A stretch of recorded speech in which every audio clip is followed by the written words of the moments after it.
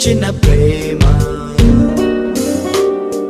నా దినములలో ఒకటైన ఆరంభము కాక మునుపే గ్రంథములో లిఖించిన ప్రేమ.